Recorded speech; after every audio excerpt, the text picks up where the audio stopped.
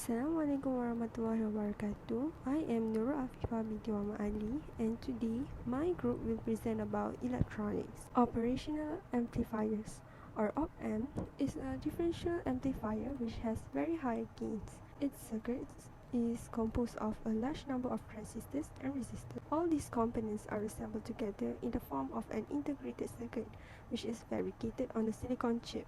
One op-amp which is quite widely used is the 741 op-amp, and the amplifier can be used as an inverting amplifier, a non-inverting amplifier, a voltage comparator, an integrator, and an oscillator.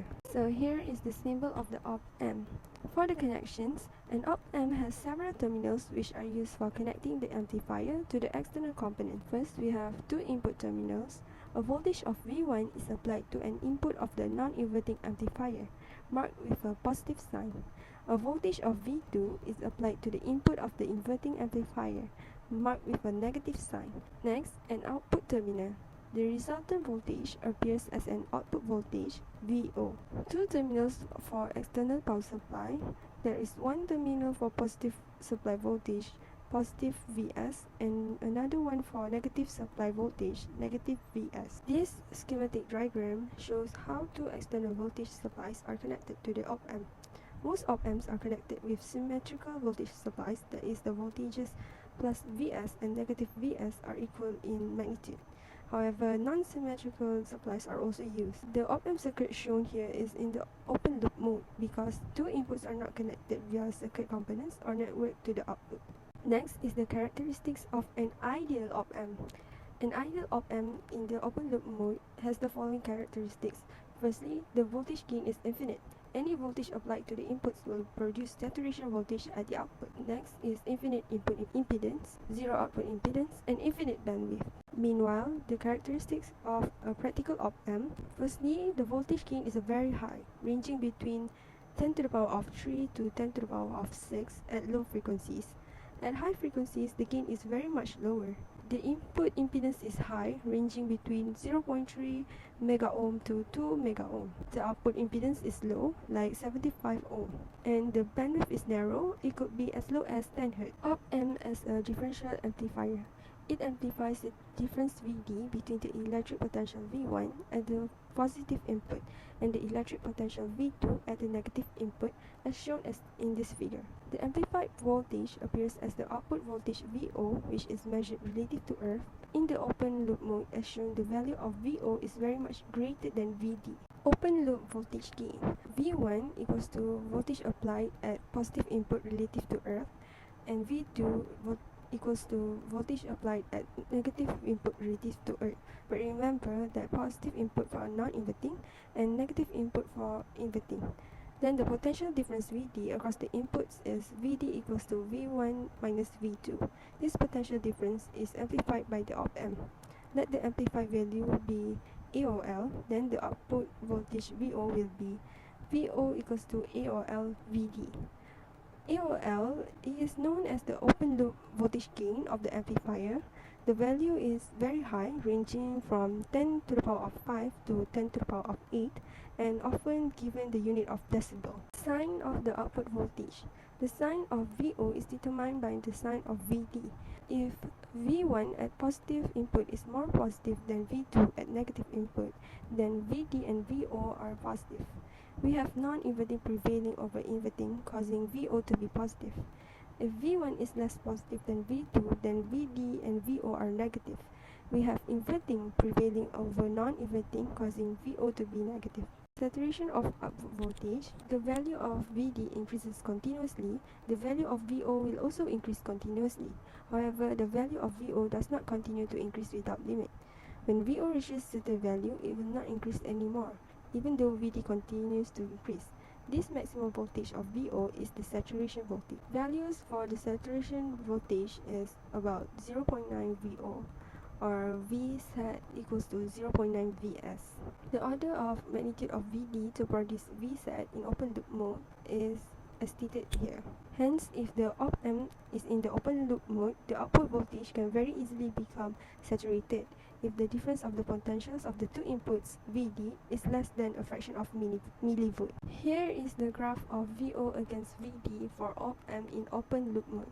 This linear relationship is true only up to the saturation voltage Vset. The output voltage VO will be constant for any further increase of VD if saturation has taken place. Firstly, if the scale of the VD axis is in mu V, we will get a slanting line PQ which passes through the origin and runs linearly up to the saturation voltage, after which we will get a horizontal lines QR and NP. Second, if the scale of the VD axis is in millivolt, then the slanting line PQ will not be visible. We will now get two horizontal lines passing through the saturation voltage. Magnitude of the two input currents. The impedance of each input is very high. Because of this, currents I1 and I2 which flow into or out of the inputs are extremely small, as shown in this figure.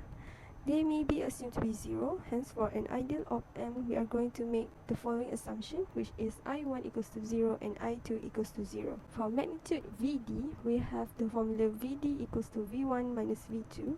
Because the two input currents are very small, the differential voltage VD across the two inputs is also very small. For an ideal op-amp, the assumption is VD equals to 0. Lastly is the instability of AOL. The open loop gain AOL of an op-amp used in the open loop mode is the value which is not easy to keep constant. Firstly, op-amp found in a circuit with an open loop gain of 100,000 is damaged. Then we replace the damaged op-amp with another similar one. However, the circuit with the newly replaced op-amp connected may not get back a gain of exactly 100,000. The gain is dependent on the parameters of the op-amp. Secondly, increase in temperature of the circuit components and the op-amp itself can change the value of AOL. In the open loop mode, the amplifier has a very narrow bandwidth. If the amplifier operates beyond this narrow bandwidth, the gain drops very fast. Assalamualaikum warahmatullahi wabarakatuh. My name is Syed Danial bin Ibrahim and I will present on the negative feedback. Firstly, on the feedback, the definition of feedback is the action of sending a fraction of the output of an amplifier to the input of the amplifier. Feedback can be divided into two. The first one is positive feedback. Positive feedback is when a fraction of output voltage is introduced into the input to increase the input voltage. The formula is VD equals to V input plus beta V output. The second one is the negative feedback. Negative feedback is when a fraction of output voltage is introduced into the input to decrease the input voltage. Then we can see the formula is VD equals to V input minus beta V output. These are some of the advantages of negative feedback. The first one is the voltage gain of the amplifier with negative feedback is very stable. The second one is the voltage gain bandwidth is greatly increased. The third one is noises in signal are much reduced. And the last one is distortions of signals are much reduced. Now I will present on the inverting amplifier. From the figure shown, we can see that the positive input is grounded. This means that V1 is equal to 0 and the negative input is connected to an input signal V input via resistor Ri. The point X in the output and the point Y in the input are connected via resistor Rf. Hence, the pass from X to Y through Rf acts as a negative feedback circuit. This amplifier is operating in the closed loop mode. For the sign of V output, due to the positive input is grounded, V1 is equal to 0. Thus, we have the formula VD equals to V1 minus V2 equals to negative V2. Note that if V2 is positive, VD and VO become negative. If V2 is negative, VD and VO become positive. The polarity of the output voltage VO is always the reverse of the polarity of V2 at the negative input and also the signal V input.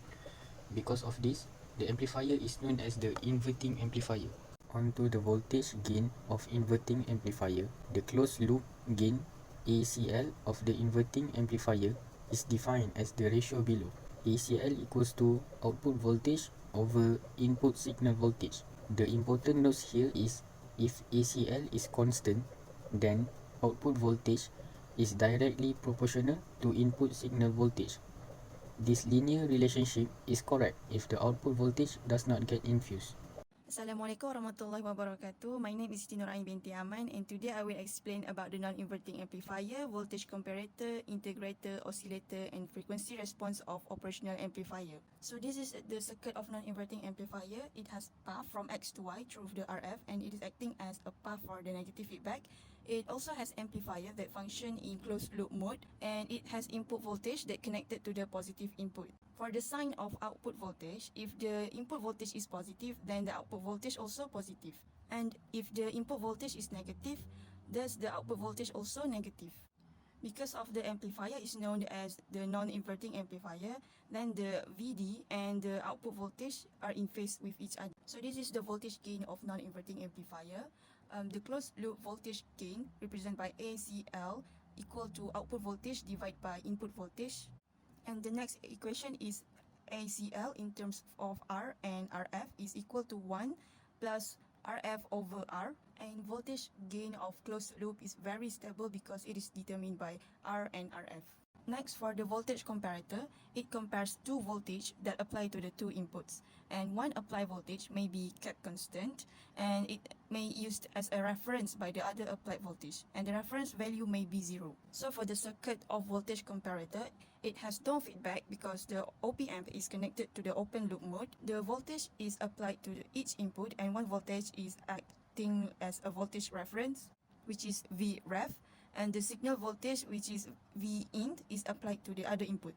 So for the principle of the voltage comparator, the op-amp works in the open loop mode, hence the small difference in two input voltage will drive the output voltage to saturation.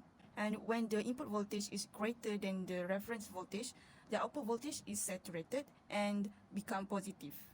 But if the input voltage is less than the reference voltage, the output voltage also becomes saturated, but now it becomes negative. Next, we go to the integrator. The main function of integrator is it can produce an output voltage that proportional to the time integral of the signal input voltage.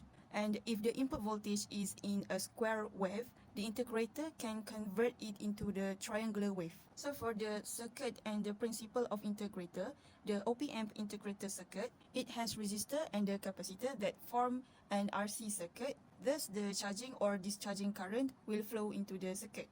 And this integrated circuit converts the square wave into a triangular wave. So for the principle, that when input voltage is in the square wave, so it's supposed to be a constant positive voltage, but the input signal is connected to the negative input, thus the output voltage become constant negative voltage. So when the input voltage of square is alternate its polarity, the capacitor undergoes a process of charging and discharging. And when the time constant RC is chosen, so when the input signal of square voltage alternates, the capacitor undergoes a process of charging and discharging. It is chosen. So when the input signal of square voltage next, for the oscillator, it generates an alternating current and voltage of predetermined frequency with no external signal source. And the waveform of the output could be sine wave, square wave or triangular wave. The oscillator has a DC power source, but oscillator can convert the energy of the DC power supply into the energy carried by the alternating current that generated by the oscillator. So for the basic oscillator circuit, there is a positive feedback and the frequency selection network that connect to the output, and there is no external signal, and a DC power source is connected to the amplifier. So in order to achieve the oscillation, there must be an amplifier, there must be a selection network, there have to be a positive feedback network. And below is the circuit of basic phase shift oscillator. So for the last one is the frequency response of op-amp.